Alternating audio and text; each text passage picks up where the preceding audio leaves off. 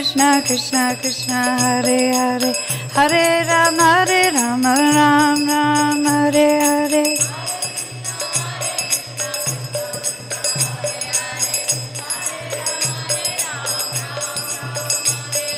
Hare Krishna, Krishna Krishna, Hare Hare, Hare Rama, Ram Ram, Hare Hare.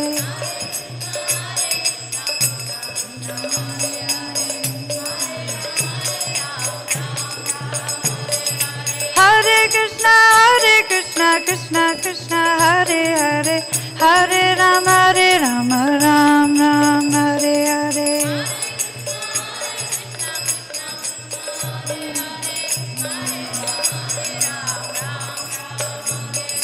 Hare Krishna, Krishna Krishna, Hare Hare, Hare Rama, Ram Ram, Hare Hare.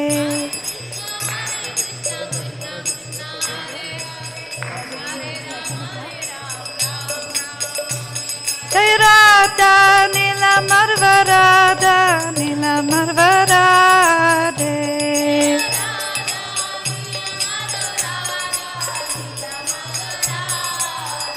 Jaya Radha, Giri Radhi, Radha, Giri Radhi, Radha, Giri Radhi, Shri Radhe.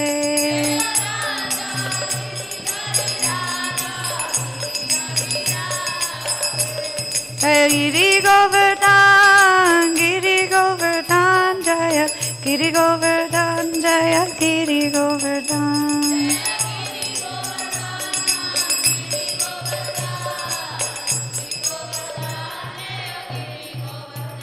Jaya Nitai, Chaitanya Chandra Nitai, Gora Chandra Gaurari.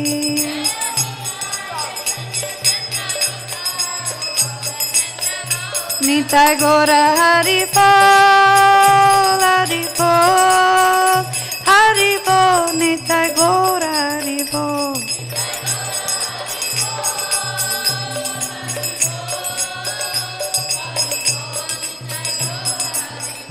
Jaya Jaya Prabhupada, Prabhupada, Prabhupada, Jaya Jaya Prabhupada.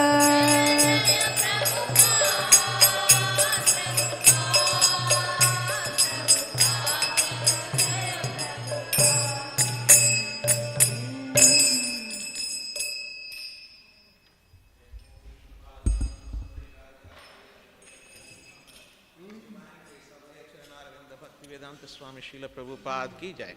जय ओम विष्णुपाद परमहंस परिव्राजकाचार्य अष्टोत्तर शत Shri Shrimad divine grace शील भक्ति सिद्धांत सरस्वती ठाकुर गोस्वामी महाराज प्रभुपाद की जय. अनंत कोटि वैष्णव वृंद की जय. नामाचार्य शील हरिदास ठाकुर की जय. ISKCON फाउंडर आचार्य शील प्रभुपाद की जय. प्रेम से कहो जय श्री कृष्ण चैतन्य प्रभु नित्यानंद श्री अद्वैत गदाधर श्रीवासादि गौर भक्त वृंद की जय. श्री श्री राधा कृष्ण गोप गोपीनाथ श्यामकुंड राधा कुंड गिरि गोवर्धन की जय. श्री वृंदावन धाम की जय. श्री मायापुर नवद्वीप धाम की जय. श्री पुरुषोत्तम क्षेत्र जगन्नाथपुरी धाम की जय. श्रीमती तुलसी महारानी की जय. श्रीमती भक्ति देवी वृंद देवी की जय. यमुनामयी गंगामयी की जय. The most merciful Lordship and the most beautiful Lordship Shri Shri Radha Nila Madhava ki jai. Shri Shri Radha Giridhari ki jai. Shri Shri Giriraj Govardhan ki jai. Shri Shri Nitai Gaurachand Nitai Chaitanya Chandra ki jai. Srila Prabhupada ki jai. Srila Gurudev ki jai. Gaura Premanande Hari Hari Bol. All glories to assembled devotees. Hare Krishna. All glories to assembled devotees. Hare Krishna. All glories to assembled devotees. Hare Krishna. All glories, all glories, all glories to Shri Shri Guru and Shri Shri Gauranga. Hari Bol.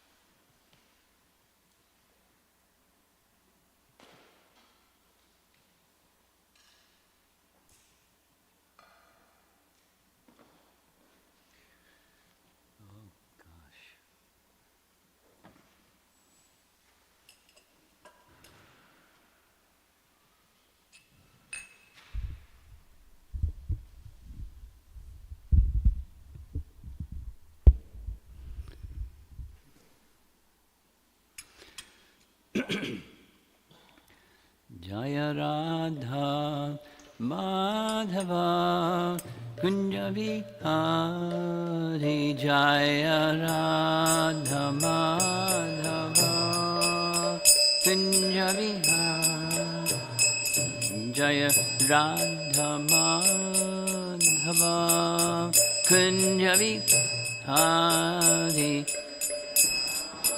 Madhava Kunja Vihari Gopi Jana Ballabha Girivara Dadi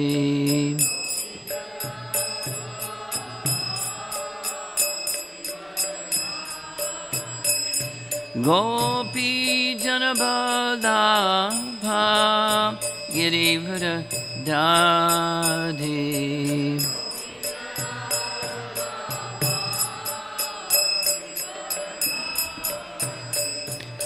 Jasodanandana Brajajanaranjana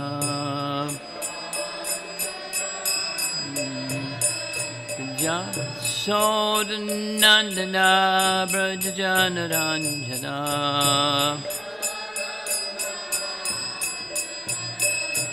Jamuna Tiravana Jadi Jamuna Tiravana Jadi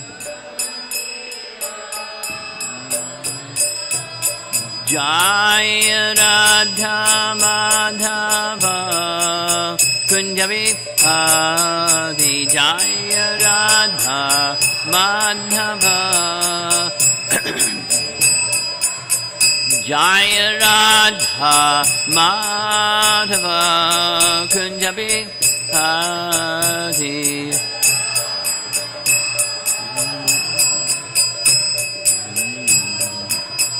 Gopi Jana Ballabha Girivara Dadi Gopi Jana Ballabha Girivara Dadi Gopi Jana Ballabha Girivara Dadi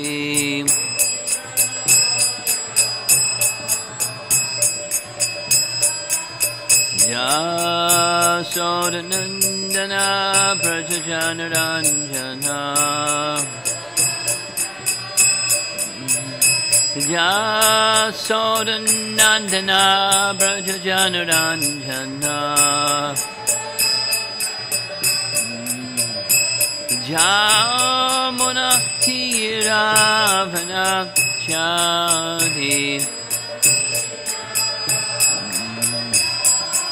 Jamuna Tiravana Chadi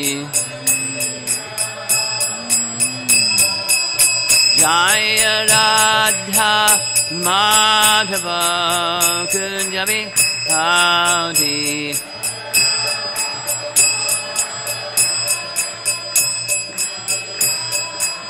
Jaya Radha Madhava Kunja Vihari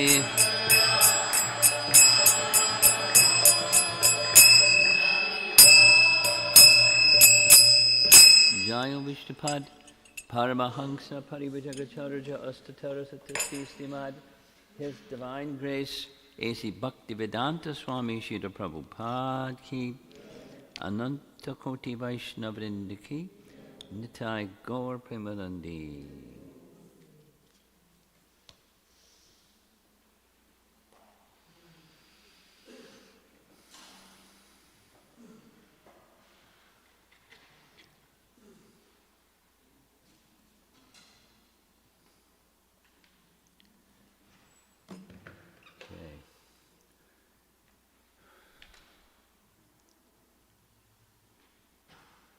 This morning, very near to Haridwar is Rishikesh. We're visiting virtually. Rishikesh. You see on the left, there's a big structure. And we'll get a closer look at that big structure. It's a temple that Adi Shankaracharya established. But it's, many, many deities within that same temple. Now, what's Adi Shankaracharya doing establishing deities? Because he's an impersonalist. And impersonalists say God has no form. So why is he establishing a temple if God has no form and a deity within the temple? We watch the sleight of hand, but it's imaginary.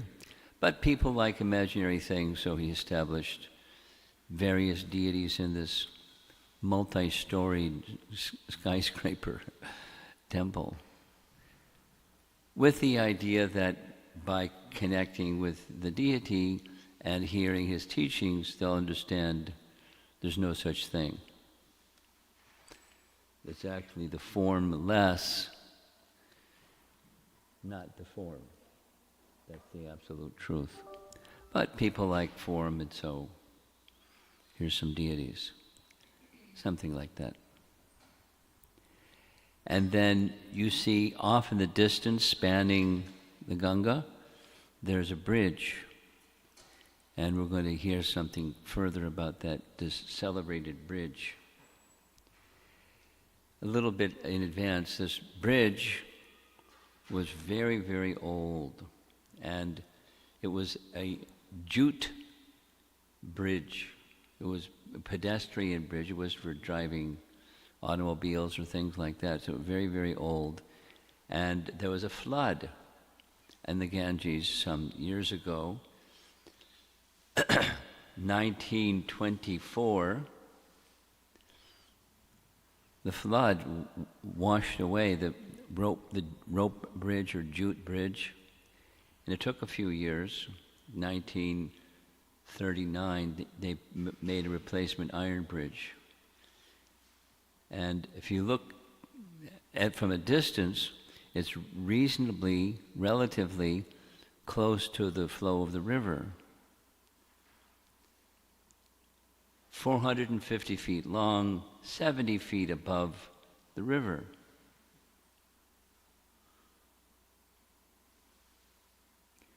And there's many other nice things which we'll get to when we get there.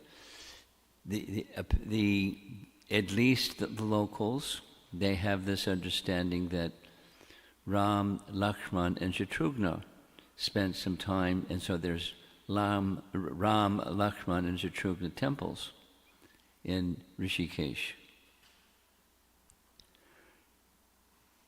We'll find out more as we go forward. Here's where Rishikesh is. There's one of the many maps that we are going to look at. There's Uttarakhand, way up in the northern region.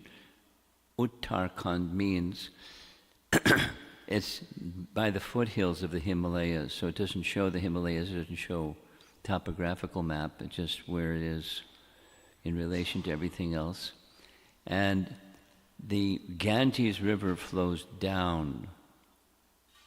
So the Rishikesh is on the right side of the Ganges as the Ganges is flowing down. So there's the foothills. This is Skanda Purana makes this reference. We'll see some nice images. Before it was Rishikesh, there's two names, at least, and one of those two names is Kubjam Rak. It was known before Rishikesh, or another name, and that's because the personality of Godhead appeared here before a rishi, Raibhya Rishi. And Rishikesh, so the other name besides Kubjam Rak, it's two words, Rishi, Rishik, and Isha. He's the master of the senses. That's Krishna, master of the senses.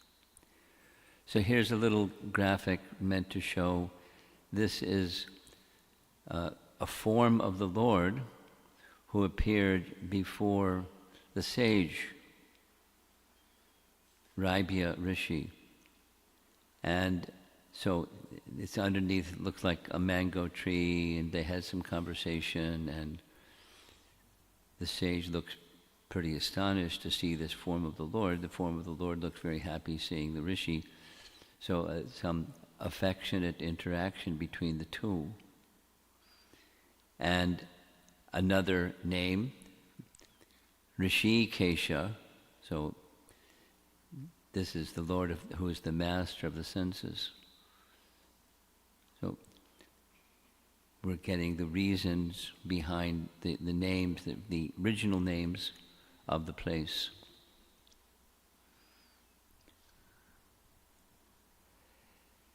The controlling of the senses, of course there's different yoga practices for trying to restrain or control the senses, etc. But our devotional principle is the senses are most effectively controlled by being engaged. In the illustration is meant to show different activities of devotional service. On the right side, particularly deity worship for controlling the senses, directing the senses to serve the master of the senses, and in deity form. And then other activities that a Vaishnava may do that are meant for purifying and controlling the senses. Some of the significance of this place is found in Skanda Purana. It's a celebrated place that this particular location is spoken about. The Kedara Kanda section of Skanda Purana, that previously this place, Kubjam Rak, or Tirtha, was Hayagriva appeared here. Hayagriva. Hayagriva was a particular form of the Lord, not the same one that was pictured in that earlier image, but half man, half horse, Hayagriva. And he, Hayagriva, was requested, a form of the Lord was requested to deal with these two demons, Madhu and Kaitaba. Now there are different descriptions, but a prominent one is certainly for Rishikesh.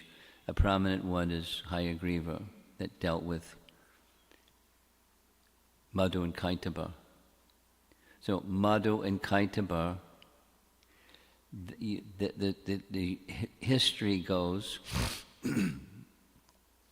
Lord Brahma was breathing, and in his breathing the Vedas were being manifested, and Madhu and Kaitava knew the art of stealing that sound vibration from his breathing, and they stole the Vedas. And, you know, the demigods and other personalities became very alarmed because demons having access to the Vedas can be a big problem. So they approached the personality of Godhead, help, and so he came in the form of Hayagriva and killed Madhu and Kaitaba. So Madhu Sudana, one of the names of the personality of Godhead, in the form of Hayagriva. Again, in Skanda Purana, in the same section, it describes that before going to Deva Prayag to atone for killing Ravana, Lord Ramachandra and Lakshmana came here.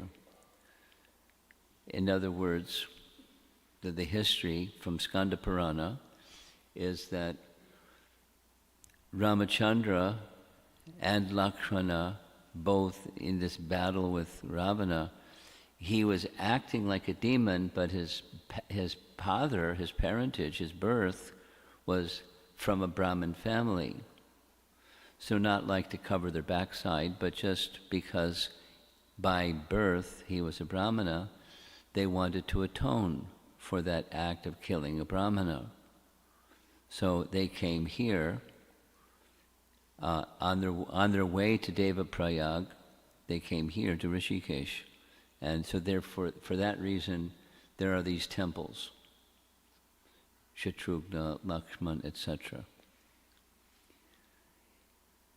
In Bhagavad Gita, Krishna speaks of the Ganges and he speaks of the Himalayas, both connected with this place. From the opulences of the Absolute, chapter 10. Of flowing rivers, I am the Ganges. Of immovable things, I am the Himalayas or Himalayas. And further going from the foothills, going up into the Himalayas, actually, further holy dhams are accessed through Rishikesh. So here's some graphics. This is referenced both in Srimad Bhagavatam, Canto 2, Chapter 7. There's a list of avatars. Laghu Bhagavatamrita, the whole Laghu Bhagavatamrita is a description of avatars of the personality of Godhead. So very similar, not exact, but very similar language in these both sources. Appearing from the sacrificial fire of Brahma, Lord Hayagriva, the master of the Vedas, killed the demons Madhu and Kaitaba and recovered the Vedas. So this description preceding Hayagriva's appearance was a Vedic yajna. And the Vedic yajna was being performed by Brahma because Madhu and Kaitaba stole the Vedas from Brahma. And he wanted to deal with that. Their having, knowledge in the hands of a wicked person can be dangerous. And so Yajna, Hayagriva appeared and dealt with Madhu and Kaitaba, and then recovered the Vedas. So there's an artist depiction of Hayagriva. Here's another artist depiction. Here they don't show him as a horse. Hayagriva killed Madhu and Kaitaba, who had attacked Brahma, stole the Vedas. From a different reference, this is Canto 7, Chapter 9, and Chaitanya Bhagavat. Most of you know Chaitanya Bhagavat. It's like Chaitanya Charitamrita. It's a biography of the life and the teachings of Lord Chaitanya.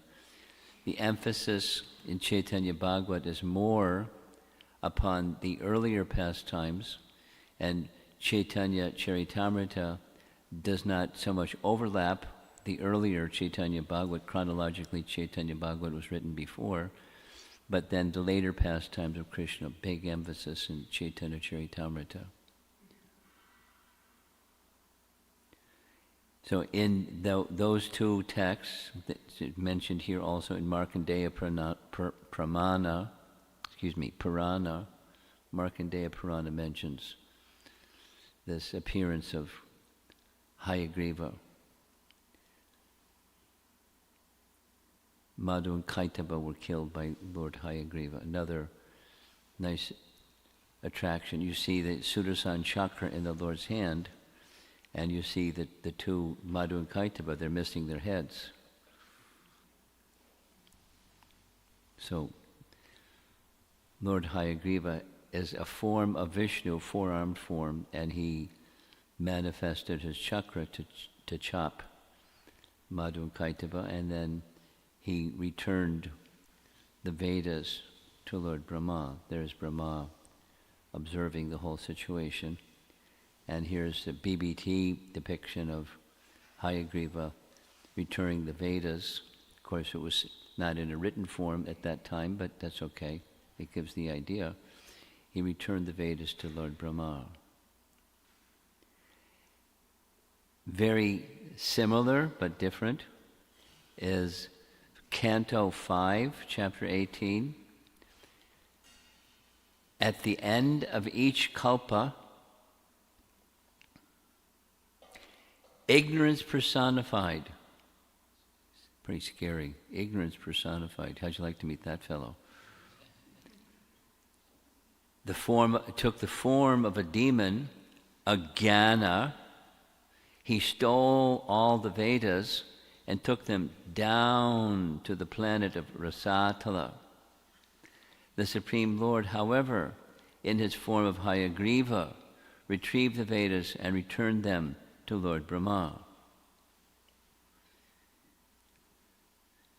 Now, the artist depicting this, one hand is Sudarshan Chakra, he has different items in his four hands.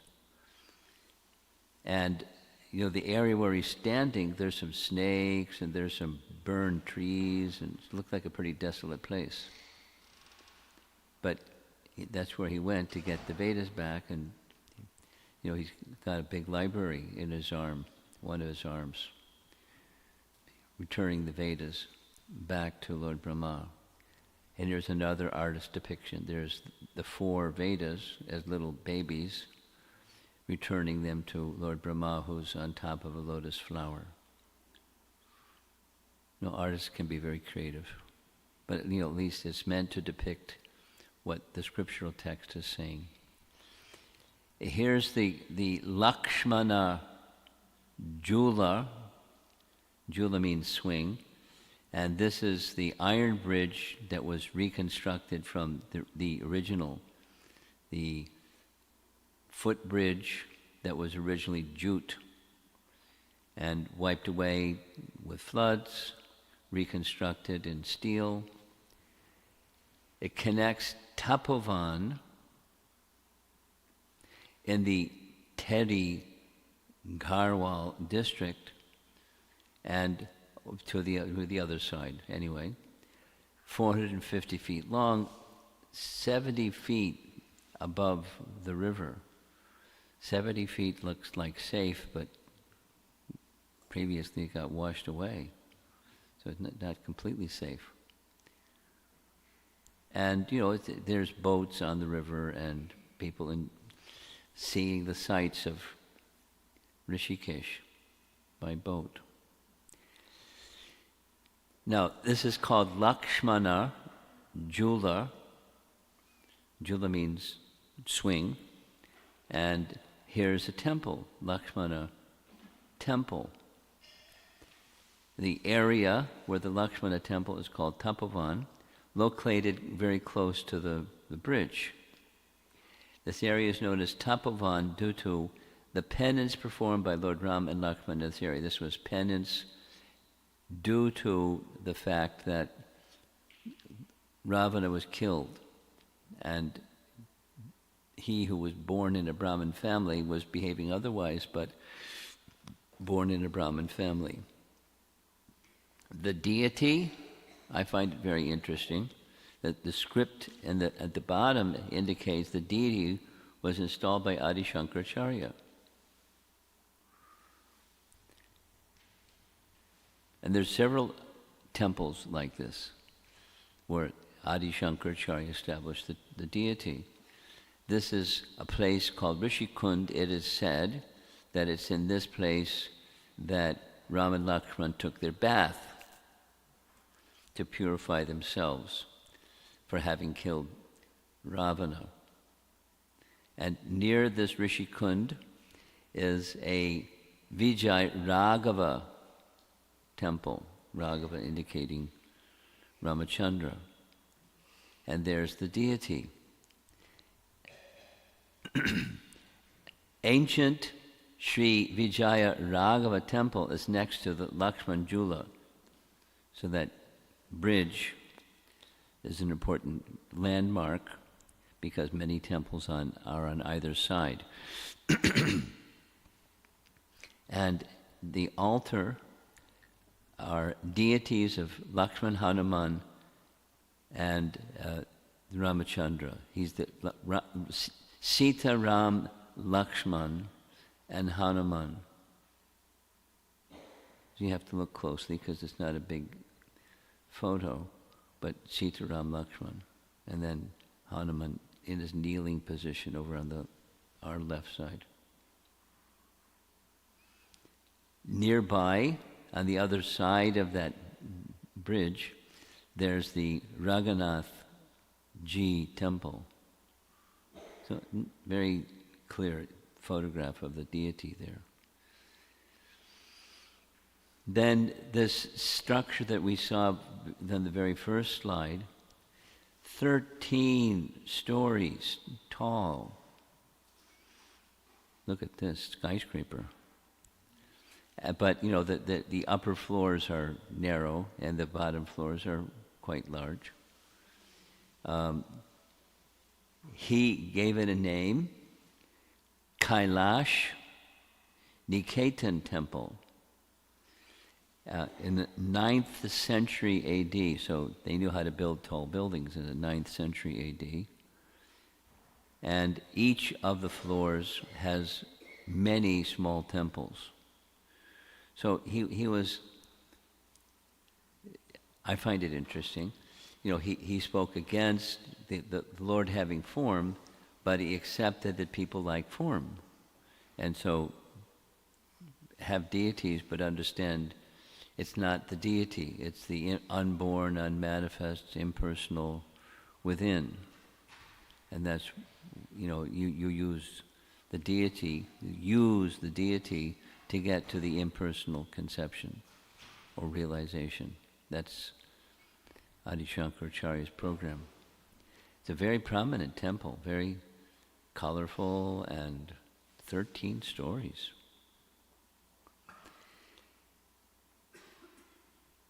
One of the practices daily along the banks of the Ganga is this arti every day. You know, it's ceremonious. You see, everyone has the same uniform. Looks like military kind of uniform, but they're wearing dhotis and offering arti to the Ganges. Another location, celebrated location in Rishikesh, is Triveni Ghat.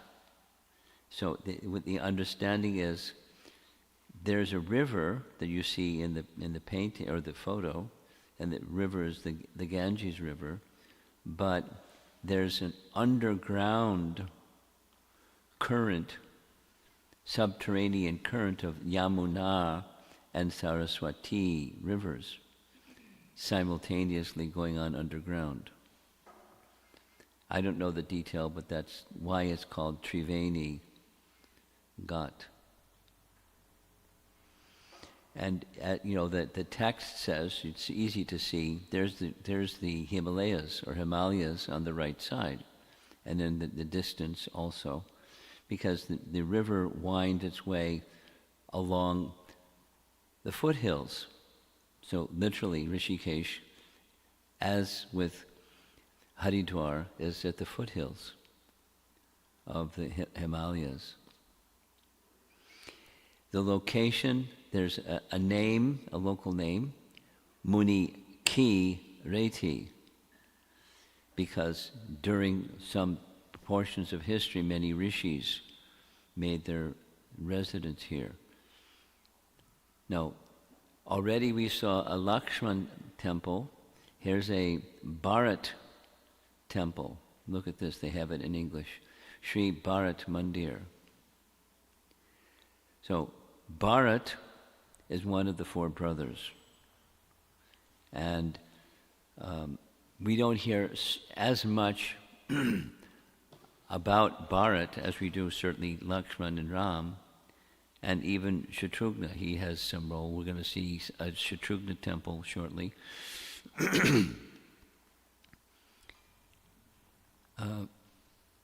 The Bharat temple was constructed, you know, reasonably recently in the town of Rishikesh. And then the town of Rishikesh developed around the temple, at least this particular area of Rishikesh, because the temple is very prominent. inside, here's the deity. Guess who established the deity? Adi Shankaracharya.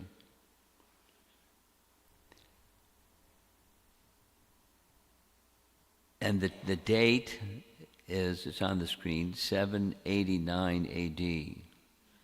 That's when the deity was established. Basant Panchami, and then every Basant Panchami, the Shalagram Shila deity is taken from the altar and taken to this area near the Triveni Ghat and given a holy bath. So, you know, it's likely there's some abhishek that happens every day, but on this particular day, to commemorate Adi Shankaracharya's establishing the deity, the Shalagram Shila is removed and taken to this Triveni, near the Triveni Ghat. And according to this text, this temple is mentioned in Vishnu Purana and Vamana Purana. So it's, the history behind is very ancient. No, that's not so likely that the deity and the temple is that old, as old as the Puranas, but mentioned and then manifest according to some scriptural indication. Here's another bridge connecting two very important places about 2 miles away from the other Lakshmana bridge. This is the Ram bridge. And on one side of these are pedestrian bridges, they're not for vehicles. There's a Shatrughna temple near the Ram bridge. The temple is dedicated to Shatrughna, Lord Ramachandra's brother, the youngest of the 4 brothers. Shatrughna, his name means the destroyer of enemies.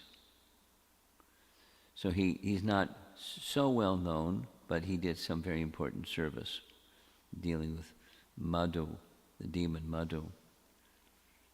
And thus, he did a nice service.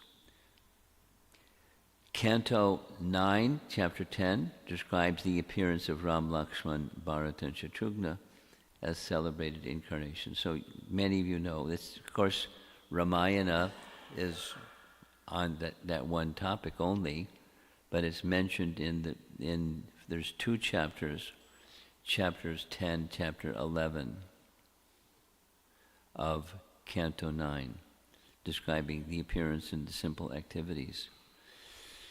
It's a very interesting way how the topic of Ramachandra is introduced. 2 things. In a general sense, the first 14 chapters of Canto 9 are discussing the descendants of Vaivasvata Manu. In Canto 8, there's all the other Manus, because Swayambhuva Manu primarily came in the earlier cantos. So the other Manus that came after Swayambhuva Manu are identified, and then in the beginning of chapter 1 of Canto 9, the descendants of Vaivasvata Manu, our current Manu. And because they're descendants of Vaivasvata Manu, they're in the Surya dynasty, and Ramchandra appeared in the Surya dynasty.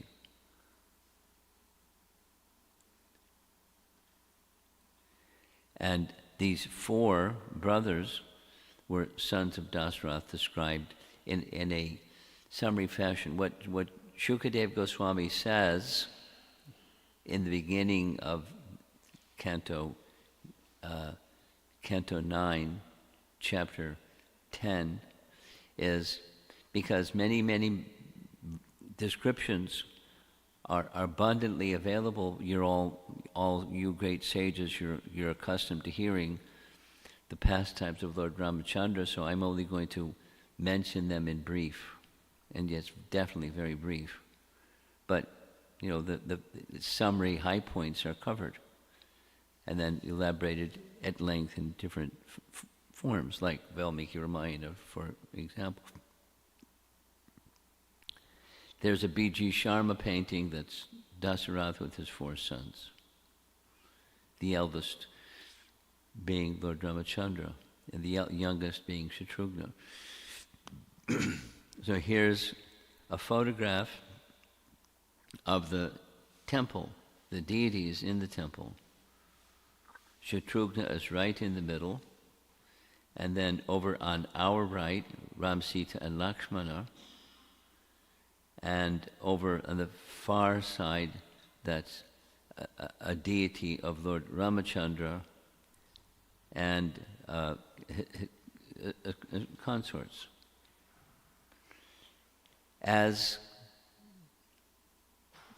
in the earlier place where the Lakshman bridge is, here's the Shatrughna bridge, or the Shatrughna Ghat.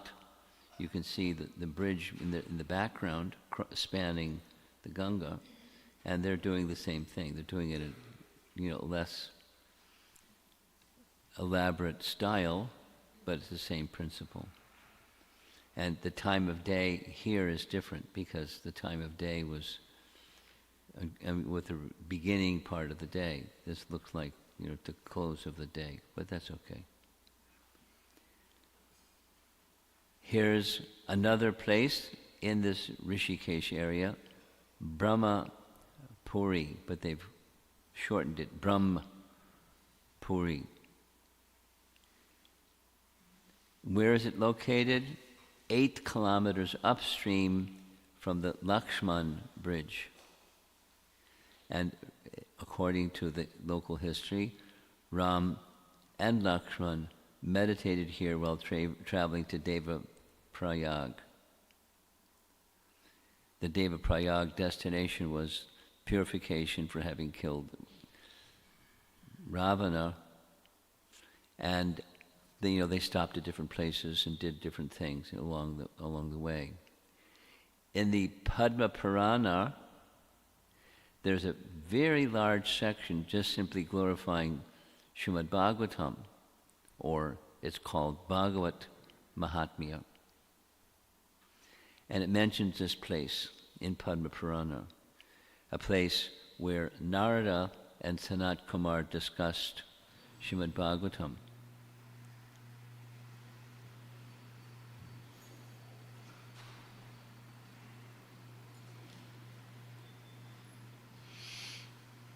Radha Nila Madhava Ki Jai.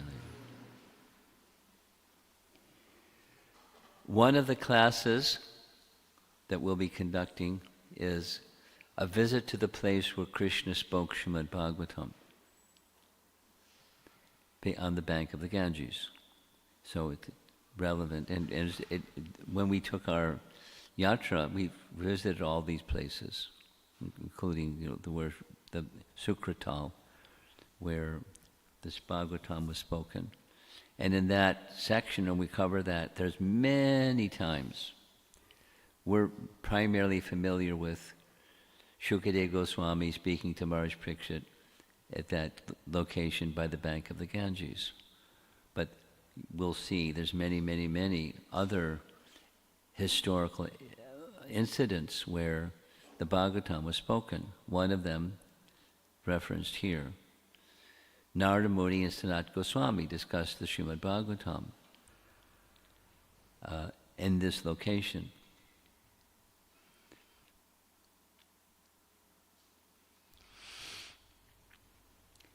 Now, yesterday I received a text from somebody who put all of this together, and this slide that you see here, he recommended we delete it. Meaning, there's, in his words, there's some local lore. And a local lore, for whatever the reasons they want to have people come visit their place, maybe to maintain themselves, they make up a story, a local lore story. And the local lore story is the chest of Sati had fallen here when she was burned. So we're just going to skip that one. And there's the deity inside. There's a temple that's a popular temple. It's not the place where the pastime occurred, but it's commemorating the pastime, where Lord Shiva, using the cups of his hands, swallowed the poison that was generated from the churning of the milk ocean, and his neck turned blue. But he was requested to be merciful and protect the world from the poison generated from the churning of the milk ocean. And it doesn't show it clearly in the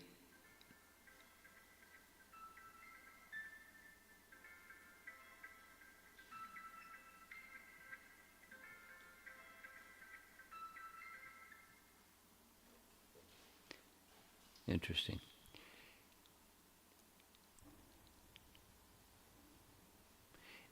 Some artists have depicted the blueness of Lord Shiva's neck,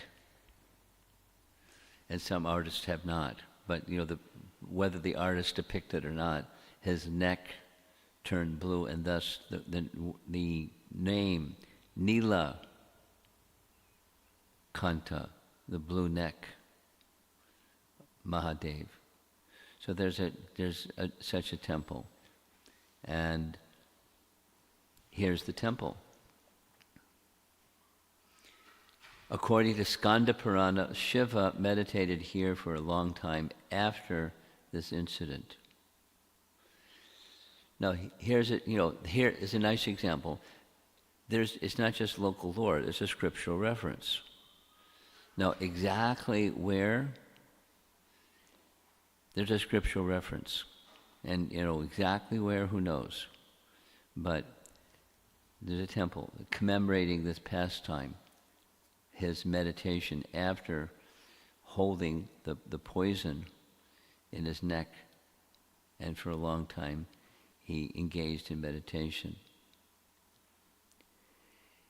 There's a gufa, or cave, where it is said that Vishishta meditated. There's a very nice image of Vishishta.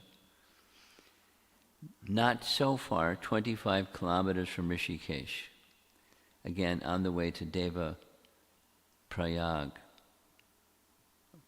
on the Badrinath. So this is going up and up and up. Rishikesh is at the foothills, and the person who put this, I didn't put this presentation together, the person that did put the presentation together is taking us on a journey not far from Rishikesh, going up and up and up. So there's a highway or a path or road that leads to Devaprayag on the Badrinath path or highway.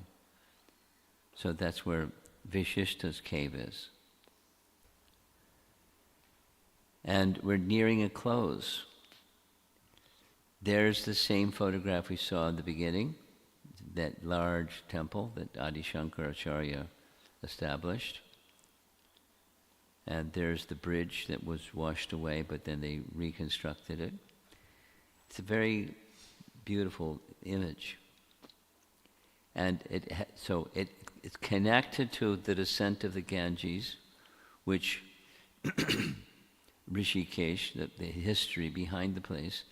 This is the place where the Ganges, pictured on the upper left, she's flowing down and ending up on the head, or being held in the hair of Lord Shiva, so that the earthly realm didn't get smashed by the intense flow of the Ganges descending.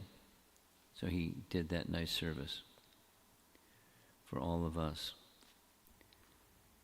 And Bhagirata, watching the Ganges coming down on the head of Lord Shiva. And in this location, again, it's the place where it is said, at least locally, where Lord Shiva drank the poison. There's the churning on one side, there's the devas, on the other side, the demons. The demons, you know this history, they were given the choice, the preferential choice. Which side of Vasuki do you want? We'll take the head. And they got scorched with the fire coming from Vasuki's mouth. And the demigods took the tail, which is not auspicious, but they were free, they were spared from the fire coming from Vasuki's mouth. And there's the goddess of fortune and so forth. So this is just an artist's rendering, and there's a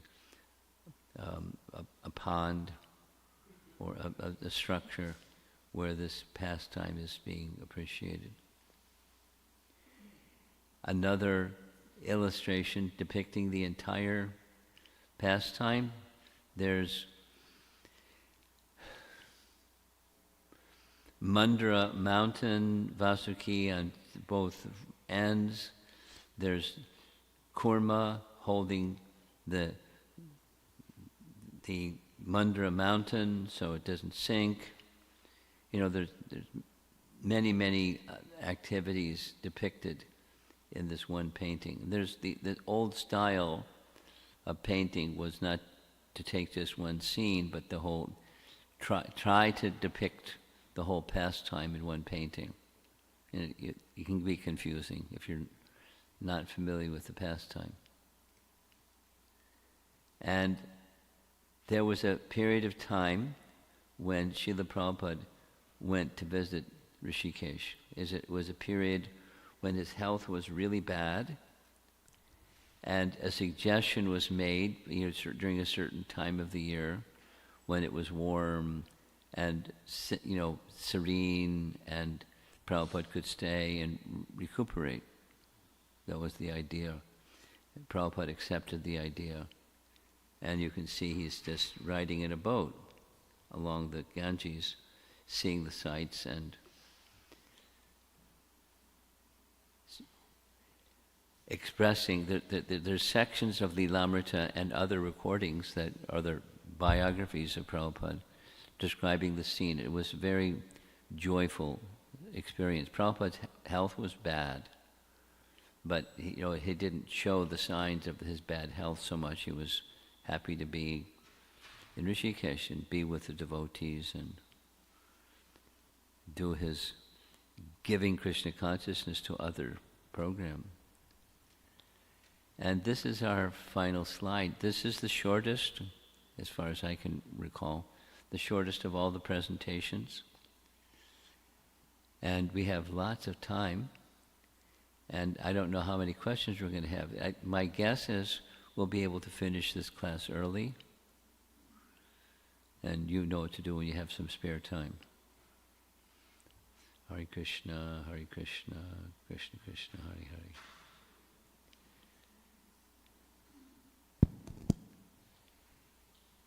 Any comments or questions? Wow, that was quick.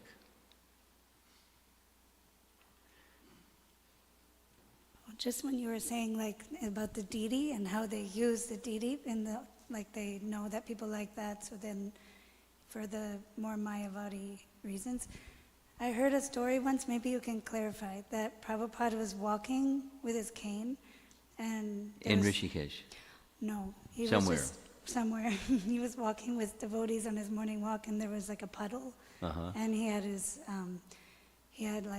devotees around him, and then they gave him his hand to cross the puddle, and then when he crossed, he said, he pushed him away, and he said, "That's Mayavadi." Yeah. And I always thought that helped me make sense of it. So I don't know, have you heard that story? No, but I'm not surprised at all.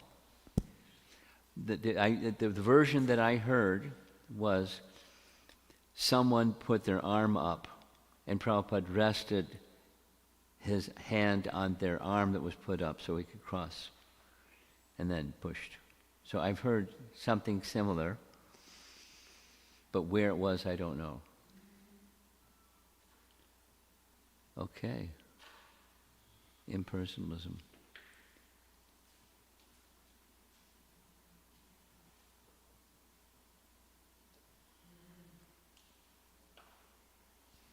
Hare Krishna Guru Maharaj. So we all know the reason why Lord Narasimha took the form of half lion and half man. What is the reason, any reason given in the scriptures why Lord took a form of Hayagriva or a boar form while killing Madhu and Katab, or in the other case Hiranyaksha? Well, the preface of your question is, we know why, but I don't know why. Lord Nrsimhadev, it could have been n number of different forms, but it was neither this nor that, but it could be so many other forms besides that form.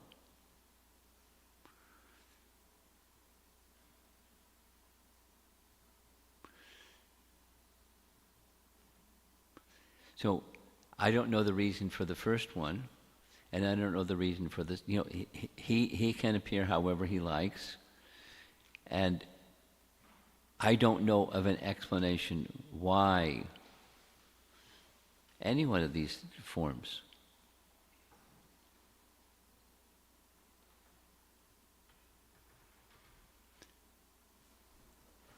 Advaitam Achyutam Anadam Anantarupam. He has unlimited. Here's the little Prabhupada story. Prabhupada was by the side of the ocean. They're walking along the shore, along the sandy beach, and Prabhupada stopped and looked out at the sea and made a comment. Who can count the waves in the ocean? And who can count the numbers of forms of the personality of Godhead? So why he exhibits this form versus that form or another form?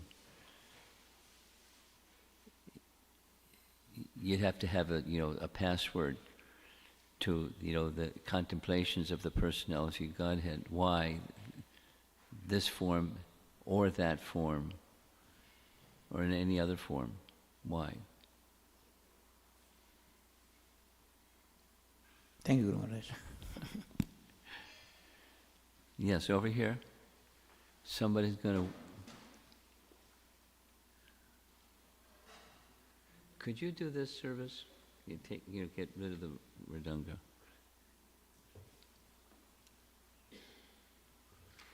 Hare Krishna Maharaj, thank you so much for the wonderful presentation. The location looks so serene, beautiful. Yeah. And calming. Yeah. I mean, it's amazing. I have a question in the beginning slides, one of the first very beginning slides, where Lord appeared to Raibya Rishi, right? But he's in the form of Varaha, but the Lord Varaha's name was not even mentioned.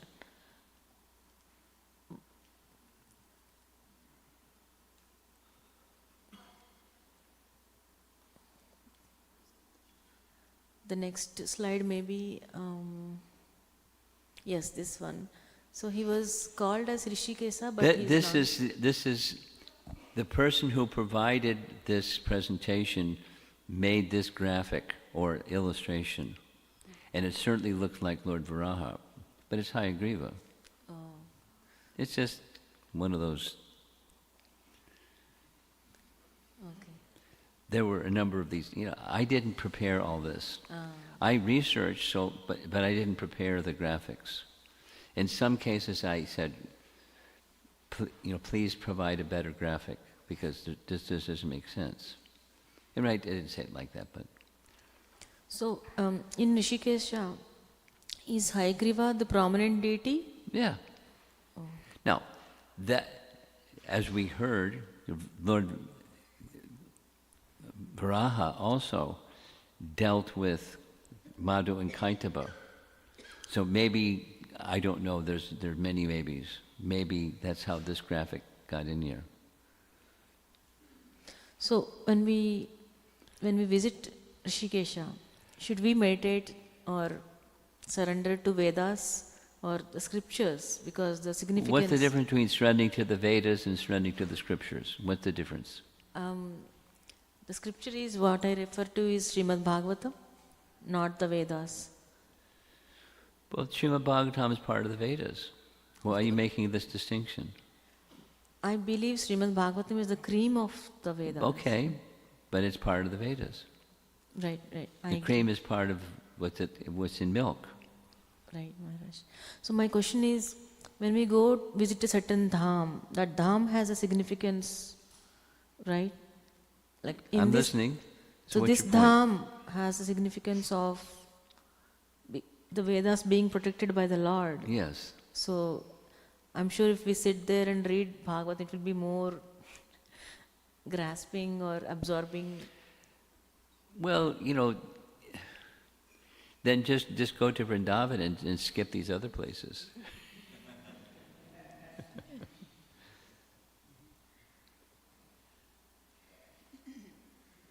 But the Lord is not just in Vrindavan. And He has many pastimes in many places, and we're hearing because of that reason. He's unlimited. So you want to limit Him? But the Bhagavatam doesn't do that. And then the Vedas are vast also. So, Thank you, Maharaj. yeah.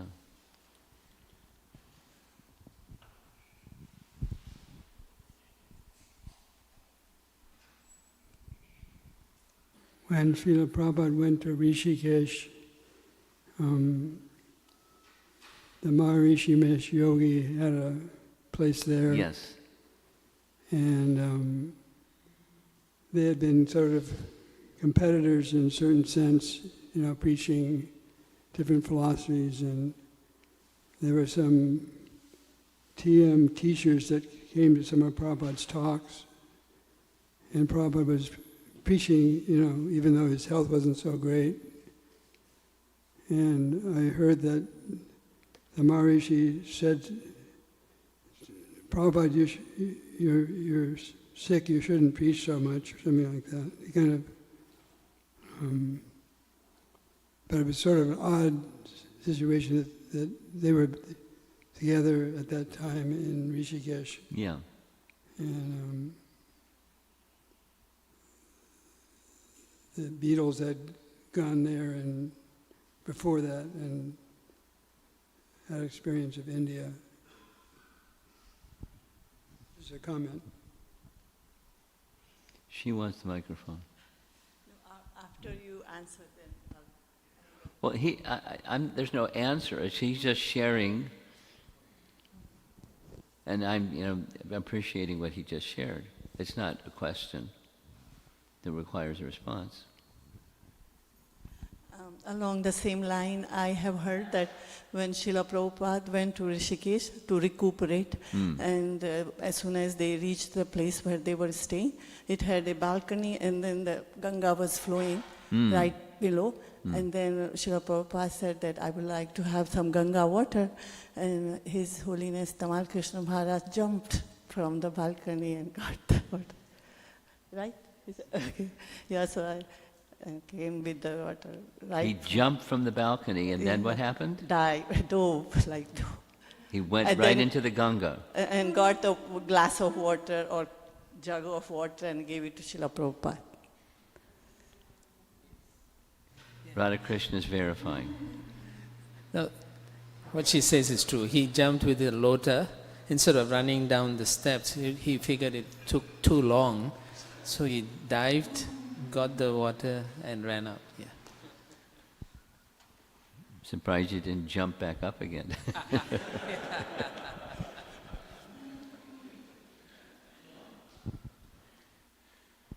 There's a hand up way in the back.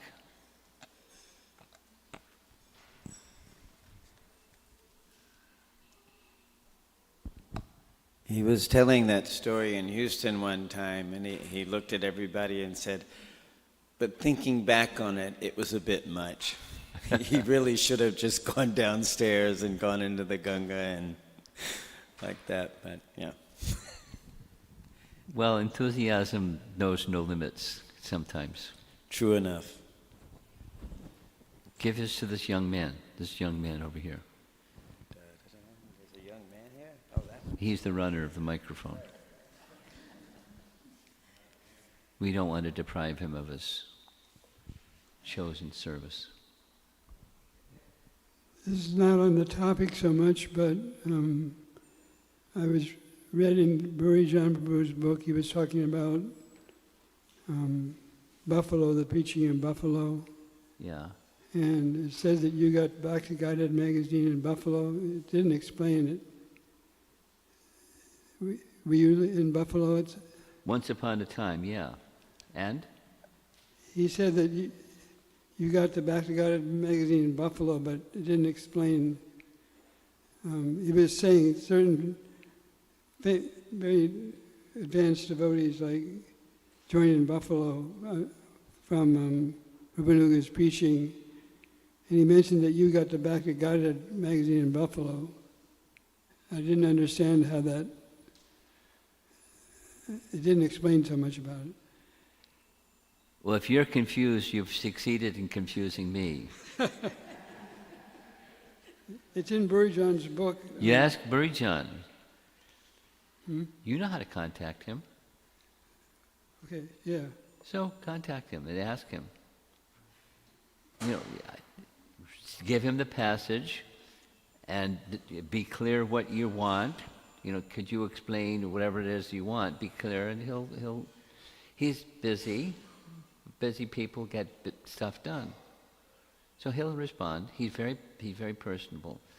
You can even say that you spoke to me in a class, and you know that I also went to the same university, but I wasn't involved in all the things that he was involved in. I don't know what the reference is, but he'll respond. He's very personable. Guaranteed. And if he doesn't, you let me know. I'll jiggle his cage and ask him to do something. Is that it? Oh, over here?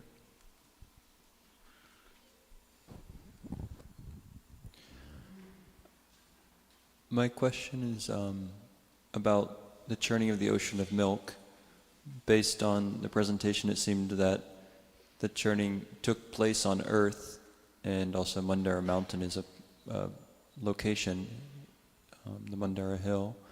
But the ocean of milk is on Swetadweep. Yes, it is. So I'm just wondering where did that take place? Was it here?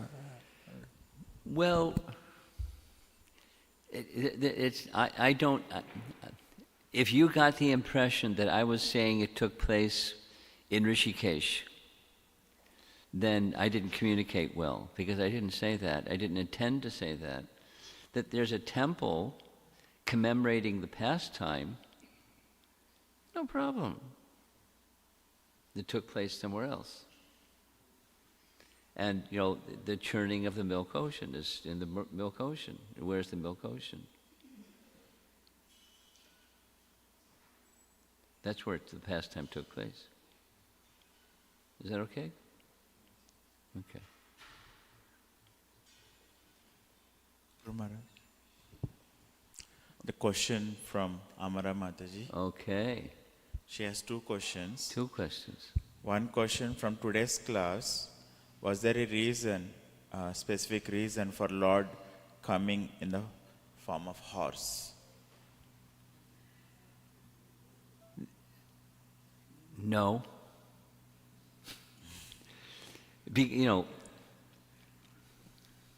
No. Okay. And this question is from Lord Shiva, Sati and Daksha class. How to remain completely respectful and be able to get the work done when Vaishnavas work together in a professional hierarchy. Sometimes a feedback needs to be provided, and there is a struggle to express your feeling truthfully in the fear of offense.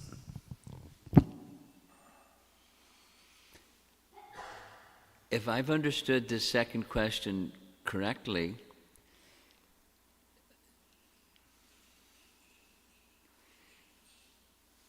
the answer to the question has to do with purification, culture, and, in modern society, people are not very cultured. We're not cultured, not just very cultured, not cultured. And so, guaranteed, somebody is going to have their toes stepped on, even if you're not intending to step on someone's toes.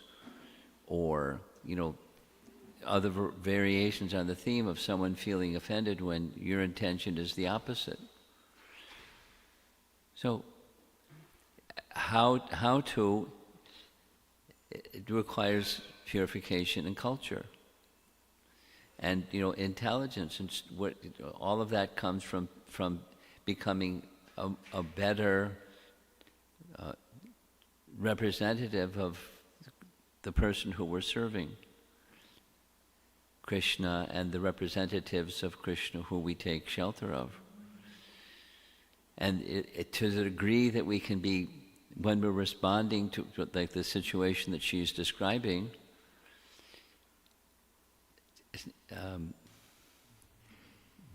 mindfulness of the person who we're serving and feeling dependent upon the mercy of the person who we're serving in order to not offend.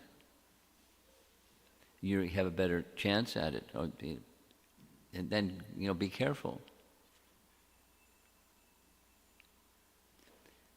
Was this saying, angels fear to tread, fear to enter where fools enter. So don't be foolish, and don't be impersonal. Don't be silent, but be respectful. And learn how to be respectful when you might be misunderstood. Because even if you're an elevated person, elevated persons are sometimes misunderstood.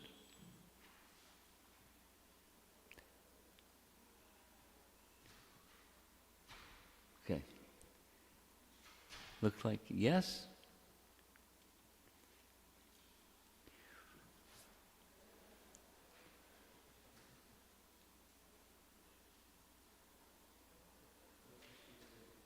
Thank you for the classes and all this virtual Haridwar and Radhanath tour here. So excellent. It's just not a question, it's just a comment. I think in 2023 I went to Rishikesh and stayed about 10 days there. And just getting up in the morning and going to the Ganga and then going here and there. Wish I had heard this one before I went there. And Rishikesh is a so excellent place. You can sit in any cave and do the japa wherever you want. So nice it is. And on the last day, I came to know about the Vasistha Guha. About the which what? Vasistha Guha. Okay. Which was said in the slide. Yeah. That is very, very deep inside. Inside what? Inside the cave. It is a very long cave. Uh-huh. It's by the side of the Ganga, but it is very inside, deep inside. It's a very, very nice guha I have visited because the last day I was staying in the Madhuvan temple, which is actually ISKCON temple occupied by some locals or ISKCON devotees. So they don't even open the gate because of fear of ISKCON devotees entering at 4:30 Mangala Harati. There was sudden disappearance of their Guru Maharaj one night, and he gave a signed letter that from now on this will be like this. So they used that letter to dissuade our ISKCON devotees from there. But the temple was so nice. Yeah, many people are like trying to get that one back to ISKCON. But so yeah, Rishikesh, I just felt it is so peaceful. Like whatever the japa you do, you can just go on any street and do your japa wherever you are, and just remembering and recollecting when I was seeing these clouds, and so many things I did not. I was just seeing them from distance, but I never actually entered to have that thing.